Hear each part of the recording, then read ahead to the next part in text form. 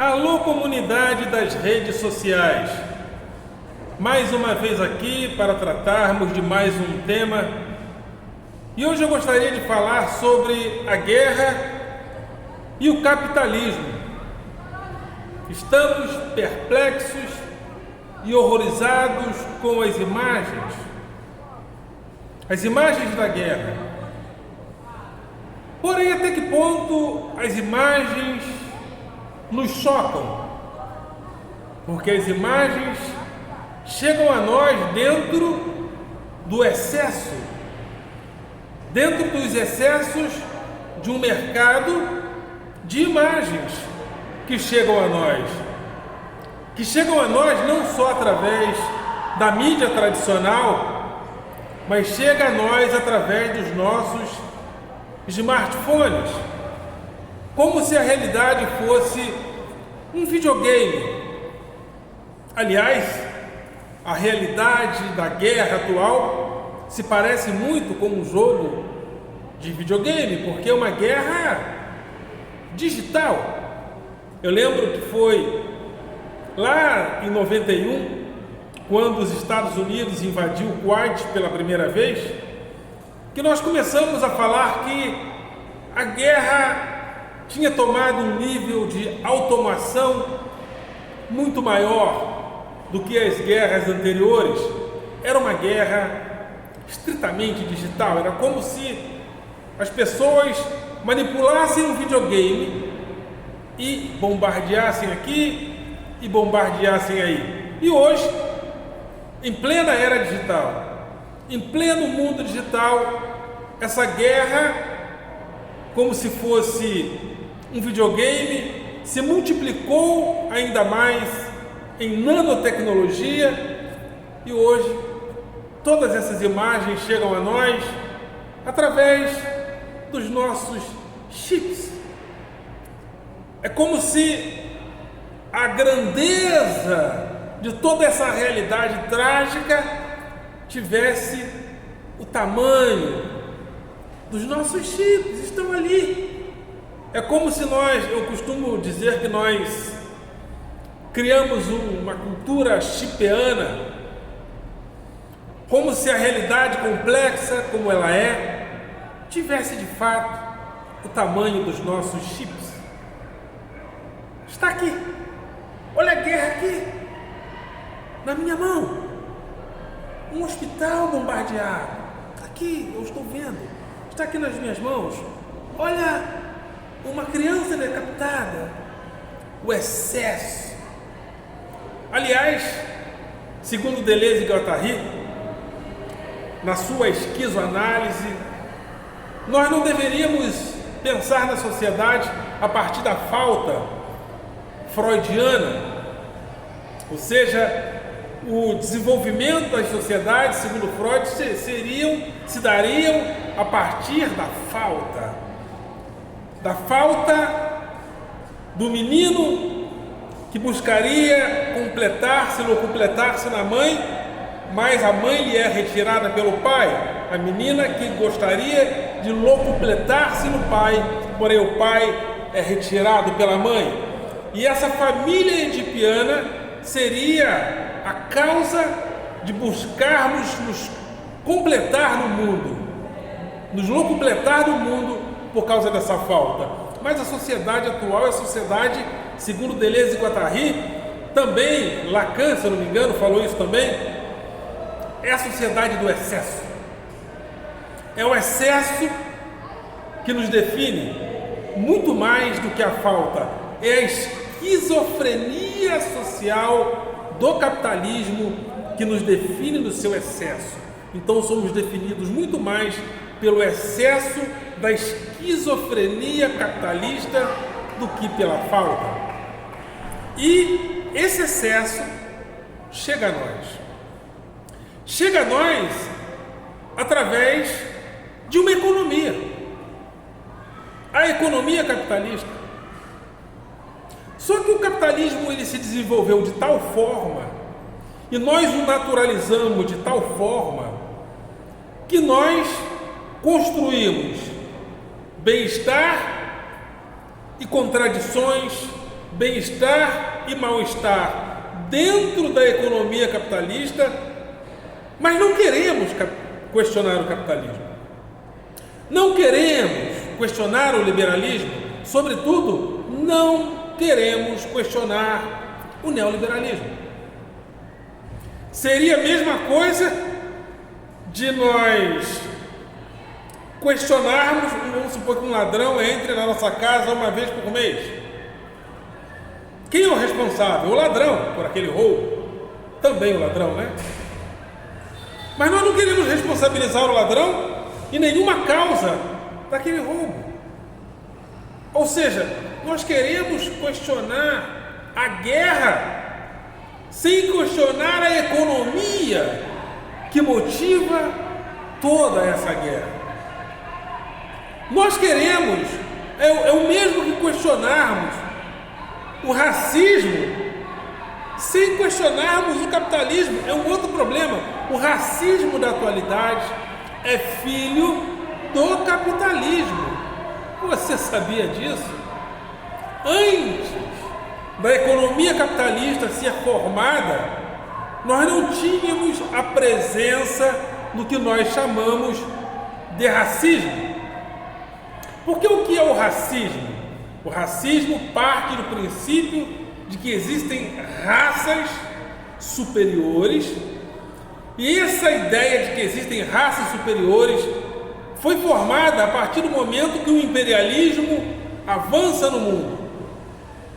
E o imperialismo precisava dizer que as nações industrializadas eram superiores, eram mais evoluídas. É por isso que surge Herbert Spencer no seu darwinismo social, ou seja, há sociedades que chegaram à maturidade da civilização, outras estão atrasadas.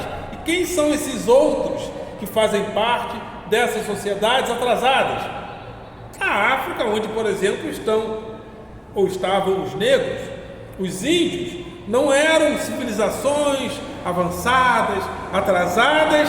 Então existiria uma raça superior europeia que vai se completar esse discurso no nazismo, no nazifascismo ali, Hitler, né?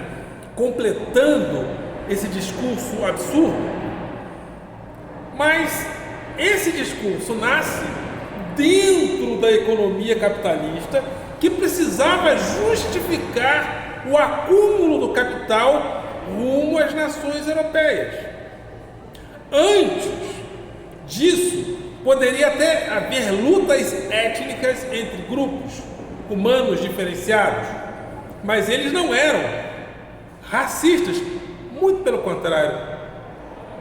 Era muito comum em grupos étnicos que lutavam o respeito ao adversário. A gente vê isso na literatura mítica, onde Aquiles respeitava Heitor e vice-versa, apesar de serem inimigos, apesar de um ser grego, o outro ser troiano. Então, comia-se o coração do guerreiro para, locupletar-se da sua bravura. Então, por mais que haviam etnias que lutavam, a relação entre elas, apesar da guerra, não necessariamente eram relações racistas. Mas o racismo nasce no capitalismo. E para eu questionar o racismo, eu não posso apenas questionar o racismo, eu tenho que questionar o racismo dentro da casa onde ele nasceu, o capitalismo. Estou aqui querendo que o capitalismo tem que acabar para entrar o comunismo? Não estou dizendo nem que sim e nem que não. O problema não é esse. A questão é que se nós queremos, por exemplo, incluir o negro através do consumo, para que o negro diga, eu sou negro, mas eu também moro na Barra da Tijuca, aí nós criamos o quê? Brancos de segunda categoria.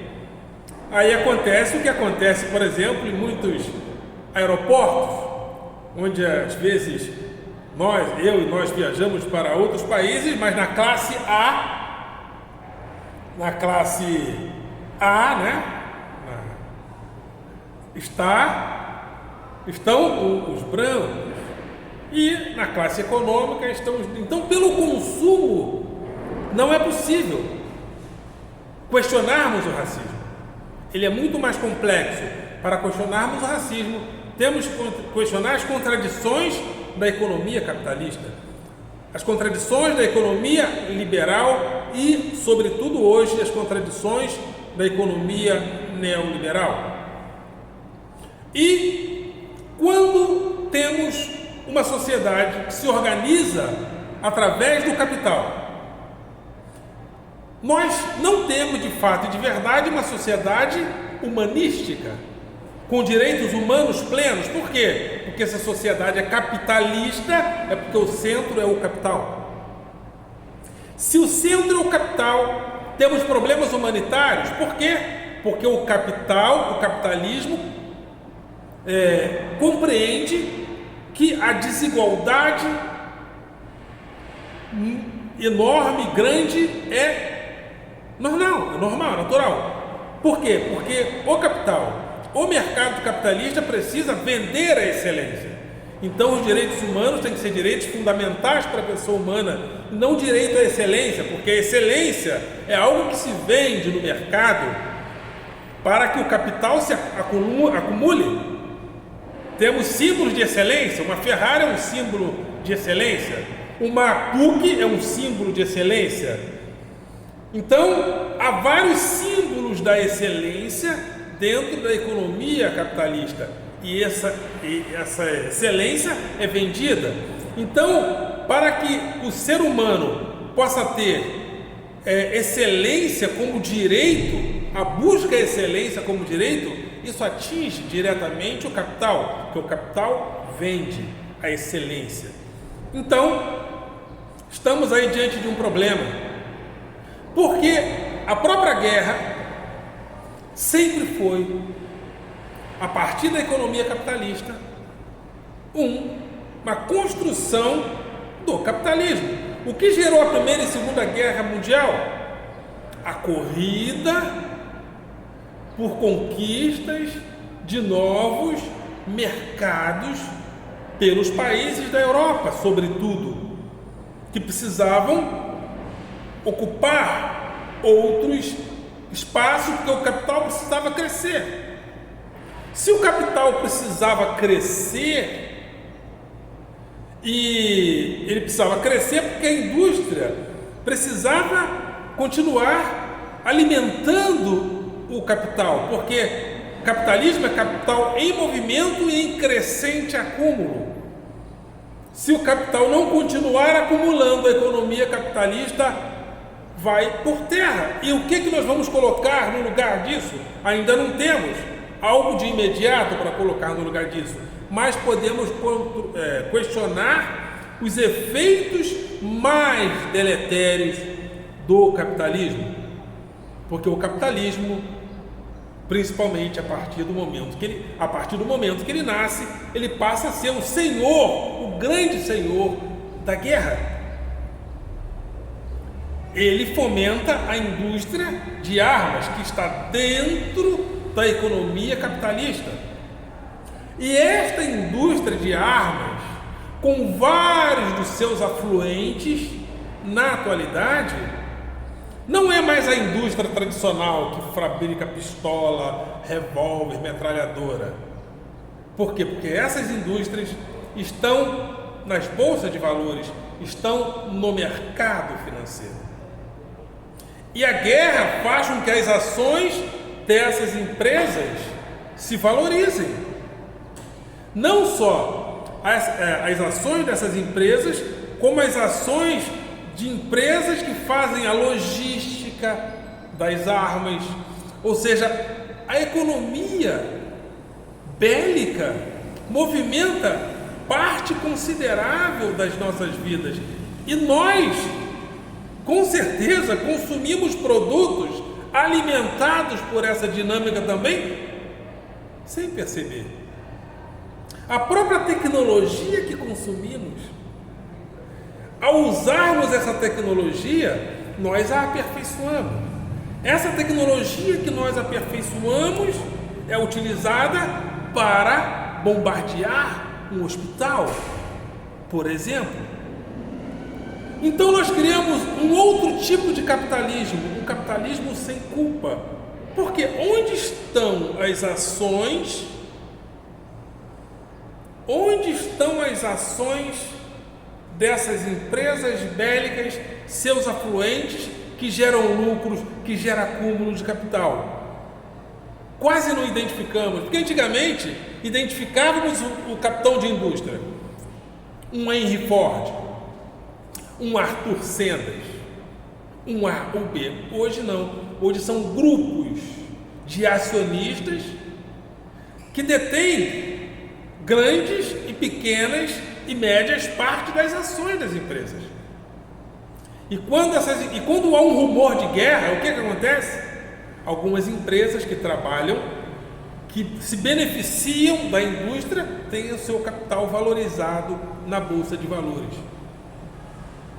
E nós, sabedores ou não, consumimos essa economia que gera esse tipo de contradição.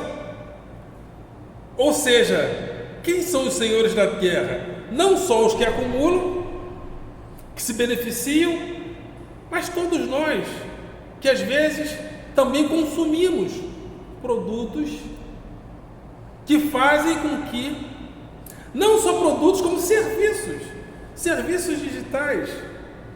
Estamos usando as redes sociais, ajudando ao aperfeiçoamento dessa tecnologia.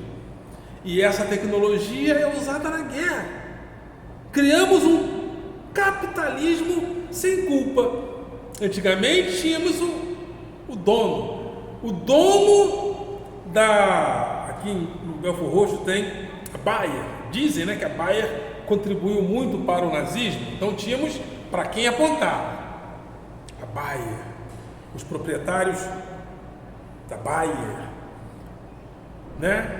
Hoje em dia as empresas se diluíram em ações que se valorizam de acordo com o potencial momentâneo do ramo que ela atua. Então, a partir do momento que uma guerra eclode, as empresas que fabricam armas e todas as que participam da logística e dessa infraestrutura se beneficiam e as suas ações se beneficiam.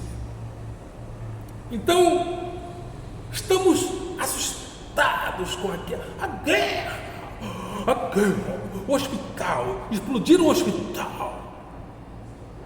Mas, sem questionarmos os efeitos mais deletérios do capitalismo. Você não tem como deixar uma caneta? Se for vermelha, você levanta. Ok, pode. Vermelha não tem. Obrigada. Sem questionarmos os efeitos mais deletérios do capitalismo. Por exemplo, ali na faixa de Gaza, um povo vivia aparentemente em segurança, muito bem, com qualidade de vida excelente. Tem brasileiros que estão em Israel e não querem sair de lá, porque a qualidade de vida é boa. E não querem vir para cá com medo da violência aqui. Então, há uma qualidade de vida muito boa em Israel. Ou pelo menos havia, né? Ainda há, mas a guerra logicamente, leva a um incômodo maior. E, na faixa de Gaza, pessoas literalmente presas, confinadas em um espaço onde Israel controla todo o fluxo, onde Israel controla toda a logística do que entra e sai dali. A presença do Estado de Israel, que é um Estado, e a Palestina não é um Estado, a desigualdade social, a miséria que é ali, segundo informações que nós temos, os mais de 40% de desempregados da faixa de Gaza, com certeza Israel, que é um Estado e um Estado rico, tem influência direta nessa situação. E mais do que isso, Israel tem responsabilidade direta porque ele é um Estado e os palestinos não são Estado. E eles vivem sob a tutela, uma tutela política de Israel, que controla aquela região. Um dos responsáveis pela miséria que há em grande parte do México é quem? Os Estados Unidos também. Ou seja, a política que foi realizada ali. E quando eu digo, eu não gosto de usar a palavra culpado, responsabilidade. A palavra culpado eu não gosto. Mas a palavra responsabilidade é muito correta. Mas no capitalismo sem culpa que nós criamos, a responsabilidade deixou de ser de um grupo só, de alguns beneficiados, porque nós fazemos parte dessa tecnologia, porque essa tecnologia é uma tecnologia plataformizada. E quem está na plataforma, quem está fomentando o capitalismo de plataforma? Todos nós. E a guerra hoje é uma guerra de plataformas, que é uma guerra que o capitalismo se modificou. Ele é um capitalismo de plataforma, ele é um capitalismo financeiro, é um capitalismo de plataforma. Financeiro porque nós não sabemos onde estão os grandes beneficiários da guerra, que são acionistas. E toda a economia capitalista se baseia hoje em quê? Em plataformas. Até para trabalhar numa escola, precisamos estar nas plataformas, nos grupos de WhatsApp, das escolas, dos professores. Não há economia sem o capitalismo de plataforma. Então, é impossível questionar a guerra sem questionar o capitalismo, o liberalismo. E não é o liberalismo de John Locke, de Adam Smith, é o neoliberalismo. O neoliberalismo que não tem mais o acúmulo do capital na indústria tradicional, e sim no capitalismo financeiro de dinheiro que gera dinheiro. E sim no capitalismo de plataforma, porque as indústrias foram enxugadas. O trabalhador foi para a cidade trabalhar nos serviços no entorno da indústria. E essa indústria não participa mais necessariamente do bem-estar social como participava no passado, quando havia até os recreios dos trabalhadores, para que o bem-estar do trabalhador fosse cuidado para que ele chegasse bem na indústria, bem na fábrica. Só que hoje a fábrica nem precisa do bem-estar do trabalhador. Um outro problema: as fábricas robotizadas e digitalizadas não precisam mais que o trabalhador esteja tão bem assim. Então ele sai dirigindo o seu Uber, entregando os seus alimentos no iFood, e se ele sofreu um acidente, ele que se fude. Literalmente. E a empresa? E o capitalismo de plataforma que pede a pizza? E o capitalismo de plataforma que pede o hambúrguer? E o capitalismo de plataforma que pede o Uber? Todos nós participamos deste capitalismo. E é neste capitalismo, é no neoliberalismo, que nós criamos toda a infraestrutura para que a guerra aconteça. A guerra, o racismo é filho do capitalismo. A guerra sempre foi filha do capitalismo a partir do momento que ele emerge, e hoje a guerra é filha do capitalismo de plataforma, e a guerra é filha do neoliberalismo. Ou seja, ou questionamos, ou vamos ficar brincando de sustinho, de gente assustada. Ai, a guerra, ai, explodiram um hospital, viu? Você viu explodir? Bum, bum, bum. Explodiram o hospital. Catapum, catapum. E há quanto tempo o povo da faixa de Gaza estava sendo massacrado? Os jovens se empregando no Hamas, porque não tinha emprego, então muitos se empregavam no Hamas. Os jovens treinando. O Egito falava: olha, o pessoal está treinando aí, Israel.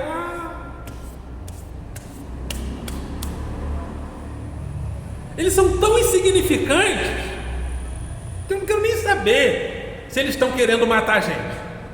Um dia eles chegaram, eles estavam sendo treinados para matar. O que eles iam fazer um dia? Acho que matar, né? Eles iam se matar? Não, um dia eles iam matar. Aí eles chegaram e mataram.